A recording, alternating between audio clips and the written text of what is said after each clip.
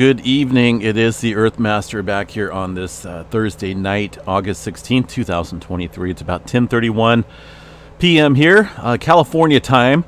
Latest quake shows some movement just off the coast of Southern California. Notice that 3.5 earthquake striking out here well off the coast of San Diego.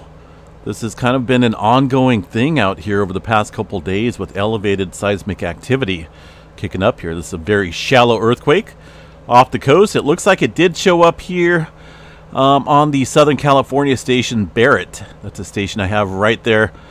Picked up that earthquake, so we'll continue to watch that. Also, Hawaii showing some movement. We'll double check Hawaii here in just a little bit, but goodness, 3.5. Also some activity again on the North American side of the plate boundary. I've been watching a little swarm of activity just off the San Andreas Fault. Got me a little nervous there with that type of activity, but we'll continue to watch that. Further into the rest of California here, getting a swarm of movement outside the Reno, Nevada area. You can see a line of activity stretching up here across the Sierra Nevada, and also just outside Reno and the Carson City area. Quite a few small microquakes jumping in here over the last 24 hours. So just continue to watch the West Coast here and see how this, see how it plays out. Looks like there's definitely some activity stirring up out here. Also into the Washington region, some smaller earthquakes up there in the last 24 hours. So let's go ahead and check out the Big Island of Hawaii. The latest information statement here. Let me see if we got it. Bring in the HVO. Now this is the hazard notification system here. Looks like that was going to be the update from earlier this morning. They just kind of chatted about the exhibiting signs of unrest relating to the earthquake activity that's currently taking place there underneath the Kilauea volcano. Again, they mentioned that this earthquake swarm is likely caused by movement of magma in the Kilauea South Caldera region. So we'll continue to watch that. Current activity out here, the latest webcam image, I do have that on the, well, it looks like it's dark out there now. Latest update 19/12/51 shows, well, pretty dark, so can't really see anything as far as that goes. These other cameras look fairly quiet as well. But far as seismograph stations here, let's go ahead and check out the latest activity here. Those are not working. I did email one of the guys here, the geologist, in regards to the tilt meters not working, so hopefully they get that fixed. Last 12 hours of earthquake activity out here still shows some movement. Look at this right here. This is magma movement. It's very consistent there with magma movement, this type of drawn out activity compared to earthquake movement. We've noticed more of this type of movement than we have earthquake activity. So I think this is getting ready to gear up as far as the eruptive status goes. Right now still sitting at a yellow. It is currently not erupting. And in the last image there, that was visible as far as the crater area of the Kilauea volcano, showed what looks like a little bit of smoke coming up from the area, similar to what we've seen last night and this morning. But again, we'll continue to watch that. Tilt meters out here, this is the one I'm talking about. None of these work for whatever reason. I did email the scientists in charge out there at the HVO. Hopefully they get this fixed, because look, nothing is working, and inflation data is everything, right? We kind of want to know what's going on. Here's that elevated activity of inflation over the past couple days. We'll continue to watch that though and see how this plays out for the Big Island of Hawaii. Again, earthquake swarm right there at the Kilauea crater area. The last one, a 1.8, and I do have a couple seismograph stations there, Cone Peak, and also this Hawaii digital station, the EHN station here, picking up seismic activity. And again, you know, this looks like some relatively small earthquake activity, but doesn't look like the USGS is reporting all the earthquakes that are taking place around the area. This one, 1.8, was from, looks like 1928. So, you know, a couple hours of missing data, and we've been seeing earthquake activity pop up since that last earthquake. So we know there's more earthquake activity occurring there than what's being shown on the map. All right, what do we got for seismic activity here across the Java Trench? 5.3 coming in here within the last hour or so, 58 kilometers deep. This comes after that pretty large 6.5 here across the Vanuatu region earlier this morning. Since then, Since that 6.5, we've seen, well, it looks like some return of deeper movement quakes here. Not only across the Tonga Trench, but very close to this 6-pointer that kicked off this morning. 110 kilometers for that 4.3. The recent one, though, a 4.2 back building here across the Tonga Trench. So we'll continue to watch this as it does tend to bounce back and forth here. And it could ultimately pick up across the Solomon Islands and Papua New Guinea area here in the coming days. That is kind of a quiet zone right now. And, of course, the Kuril Kamchatka, watching a little earthquake swarm up there off the coast of Russia. This earthquake activity looks like the last one was a 5-pointer early this morning. Swarm of activity in our target area, so to speak, far as watching the potential for some mega movement in that subduction zone. New Zealand, nothing showing up here, but as always, I do want to double check here real quick. Stand by. I'll check out the earthquake map. See what we have. An hour ago, 2.1. Yesterday, 3.3.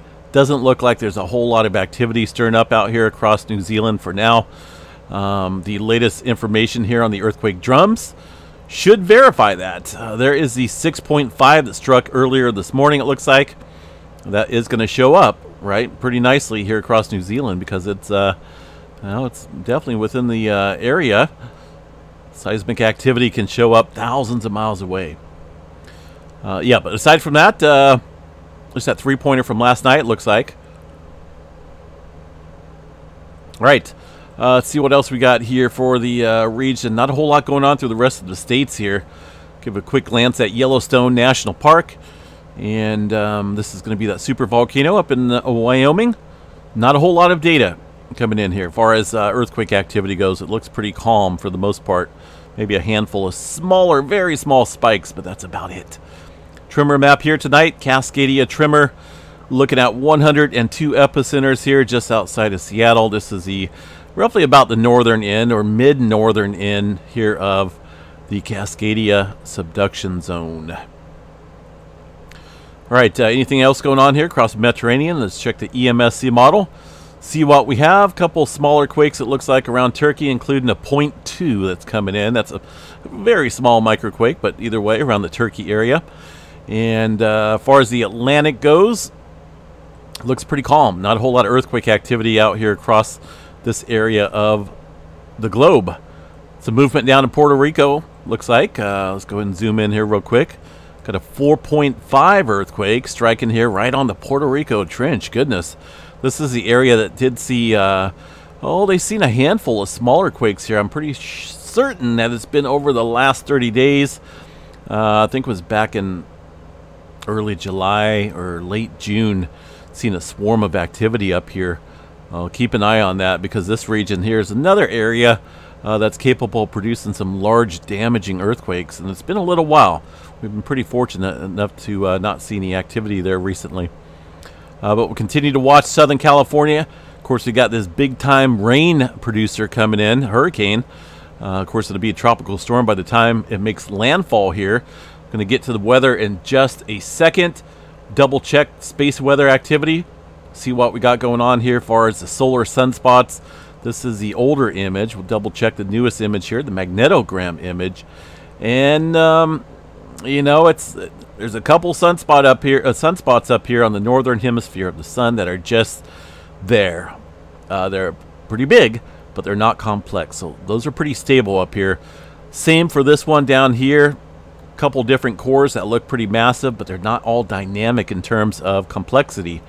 A couple regional sunspots on the eastern limb of the sun. We'll watch these. These are newer ones. But overall, you know, it's hard to say. It doesn't look like there's going to be any major flare threat in the near future, but we'll continue to watch that. 99% chance for a C flare, M flare at 15% chance, X flare around the 5% probability. No major aurora forecasts in the future at all. Looking the next 3 days shows very calm conditions. So hopefully we'll get this to change.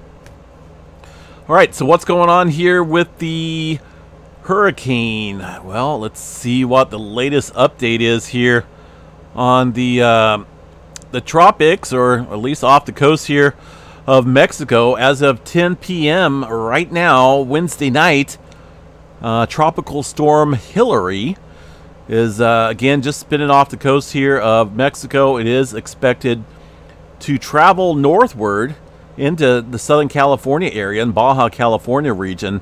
Now, hurricane strength is expected here as well, as it continues to gain some steam out here in the Pacific. Now, uncertain as to how strong this hurricane will be, but it definitely looks like it will pick up in speed. Currently, right now, maximum sustained winds of 50 miles per hour, west-northwestward movement at 12 miles per hour. So that is currently at a tropical storm, tropical cyclone, whatever you want to call it, right there across the Pacific. Again, it's expected to hit hurricane status, and from there we'll continue to watch that as things, kick up. This is headed directly into the Southern California area. Now, these are the probability of tropical storm force winds greater than 39 miles per hour from all tropical cyclones. That's going to, well, just Hilary is the one that we're watching. And as you can see, this is the forecasted map for right now. This could change, but I think things are on tap still for this thing hitting Southern California. Let's go ahead and check out the latest numerical models here. This is the GFS model. Kind of gives us a good indicator of weather patterns. And this hurricane is basically just a couple days out from the California area. Notice down here, there's that hurricane status. Nicely tight and wound up here. Beautiful hurricane. We'll have to check out the satellite view once that does make itself into a hurricane. And as you can see, looks like this weekend, starting Saturday into Sunday, there's going to be a lot of thunderstorm activity and moisture being pulled up here as that hurricane makes its way northward into Southern California. Look at that, tapping into the hurricane itself. Now, once that heads up into Southern California here, we're talking about massive rainfall rates across a good portion of Southern California, something that we have not seen in quite a while. And it's still on tap to hit Southern California directly. Los Angeles, San Diego, 29 Palms. All these places are expected to get some excessive rainfall rates here. Looks like it may skip Northern California, maybe a little bit here in the Sierra Nevada. But right now, this path here, the track of the hurricane, is very consistent from last night, this morning, until right now. If anything, it looks like it's going to be wetter as far as rainfall goes compared to the update that I did this morning. So let's double check and see what we got here for potential totals. I'm going to bring in the western United States here, and we're going to check out the precipitation moisture. Total accumulated precipitation. Now that's going to include the bands of rain and thunderstorm activity before the hurricane even hits. Again, it's probably going to be a tropical storm, tropical depression by the time it does hit Southern California, but it is bringing in a bunch of rainfall, folks. Check this out. Here's the GFS total accumulated precipitation. We'll hit this right there. Look at that. You can pretty much see when the brunt of the system comes in here, Southern California. Now, this is the chart over here that gives you a good indicator of the precipitation rates out here. Obviously, this number right here kind of looks like it's up here around the orange level, around 10, maybe even a little bit higher. About 10 inches of rainfall is still what it's showing across the Salton Sea area northward and westward here. That includes areas around 29 Palms. I'm trying to think what else is out there. There's quite a few communities, but this area is just going to be soaked. And not to mention, folks, flash flooding potentials across these burn scars. There's been a lot of major fires out here in the Southern California area, and to put this much rainfall on top of that, it's going to be deadly. Talking about flash flooding big time. I'm sure with some local flooding on top of that, and it's way too much moisture all at once. The other concern here is the potential for all that to fall on the wound up section, the tight section here of the San Andreas Fault, the southern segment. I don't think we have seen this type of setup across the San Andreas Fault like this. I don't recall it. I mean, obviously we get some wintertime storms that come in here, but to have almost a foot of rainfall dumped right on top the San Andreas Fault, that's what we're going to have to watch here. After this is all said and done, we're going to have to watch the next couple weeks, maybe the next couple months, for potential of an earthquake out there on the San Andreas Fault. It's already been known that, you know, lubrication on a very tightly wound area, such as the San Andreas Fault, the plate boundary here, could get it going just enough to release all this strain that's been building up for 300 years.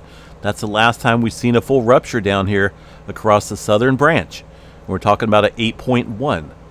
So it's an interesting event. I'm definitely going to be watching this pretty closely. I'm still potentially considering going down there to cover this story. I will make up my mind, though, tomorrow or potentially on Friday. But expect some of the moisture to start coming in Saturday into Sunday before landfall. It looks like Monday is going to be the landfall, I believe. Let me see here. See what we got. We don't have any warnings up there yet, I don't think. Here's the path.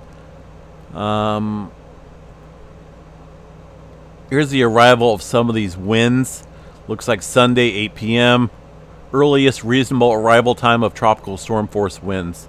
San Diego, Los Angeles up here. Looks like around Sunday, 8 p.m. Sunday night, you could start seeing some gusty winds out there potentially with this arrival of, it'd be Tropical Storm Hilary.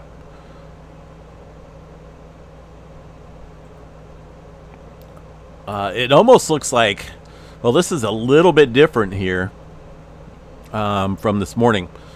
Earlier it showed a 7 a.m. Monday arrival time. So it looks like they're saying that this is going to slow down slightly, which might be not the best thing, because that could have some time there to maybe strengthen a little bit further if it is indeed going to slow down. But it looks like 7 p.m. is when they're saying arrival, at least the circulation point of this hurricane, 7 p.m. Monday. Here's the estimated times here. Again, moving west-northwest at 12 miles an hour. It's got a ways to go. But again, things are on cue, so to speak. And we'll watch this, see if they put up any warnings here for Southern California, or any watches in the days ahead. I think everyone's watching this. It's kind of a big deal. Here's the latest key messages for Tropical Storm Hilary from the National Hurricane Center here. Let's read what they have. Hilary has the potential to bring impacts to the Baja California Peninsula and portions of the southwestern United States this weekend. Although it is too soon to determine the location and magnitude of rainfall and wind impacts, interests in these areas should monitor the progress of Hilary and updates to the forecast. It's very important. This could be life-threatening floods out here, folks, to have this much rain coming up this weekend and into Monday. You know, areas that normally see flash flooding out there, that's a guarantee. Areas that see, you know, maybe flooding on occasion, it's guaranteed. It's going to be a very wet one out there. Large swells from Hilary will spread northward along the coast of southwestern Mexico and Baja California during the next several days. So that's also something to consider. If you're up there against the ocean or the coastline, maybe for some high tides, might see a little bit of localized flooding from the surge, so to speak, swells. So we'll continue to watch that. So this model was showing about 10 inches of rain. I'm going to check the windy map. Now, windy map is a little bit different. We're going to go over here to a layer.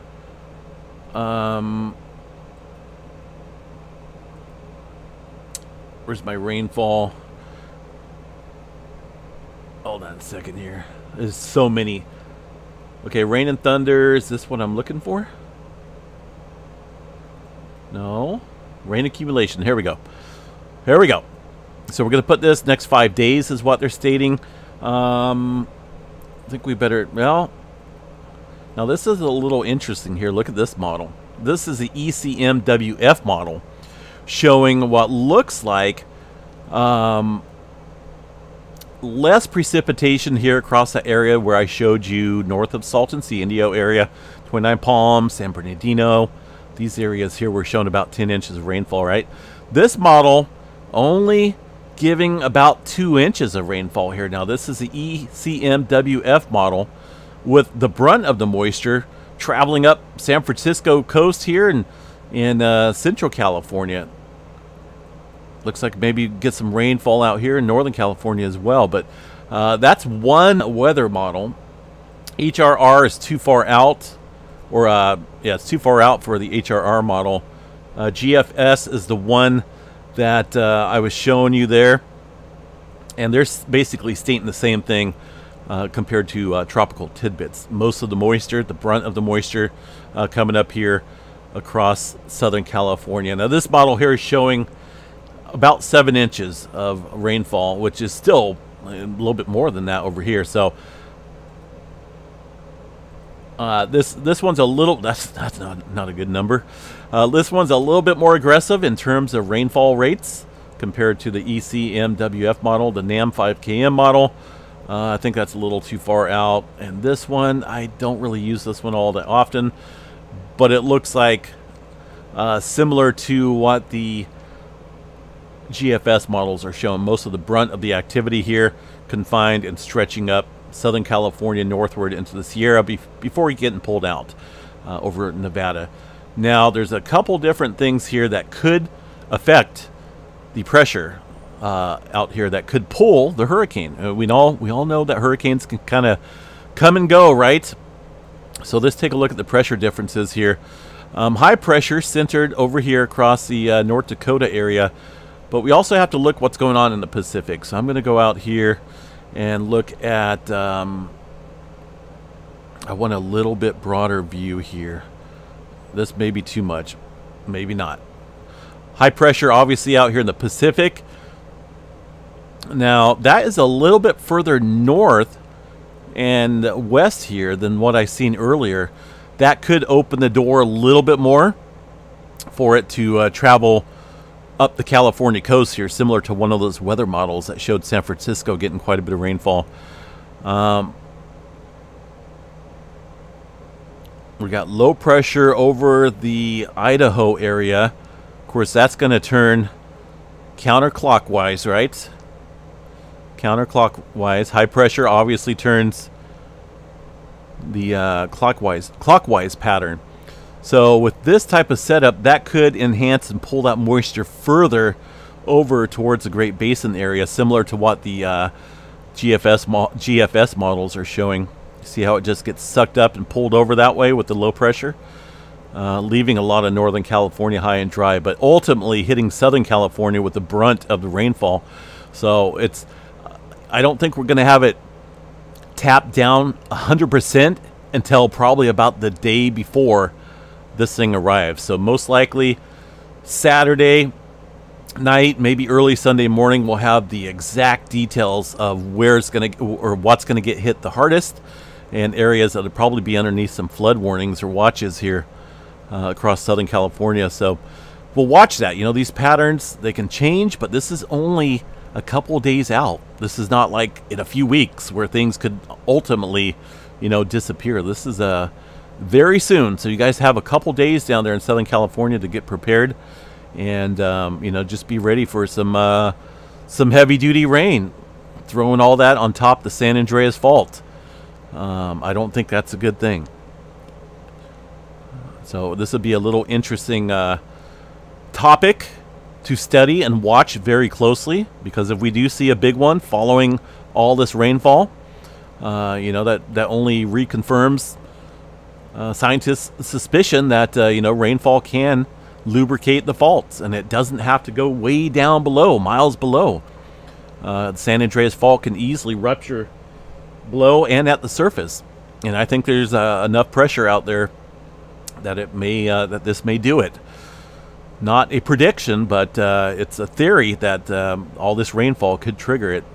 We'll definitely keep an eye on it.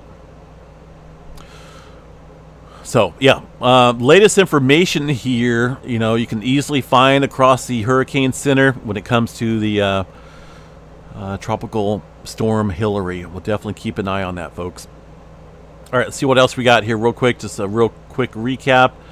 No further earthquake activity there across SoCal. And Kilauea Volcano. Wow, we got one up here at Mauna Loa now kicking up. This one's about 6 kilometers deep. So we'll watch that.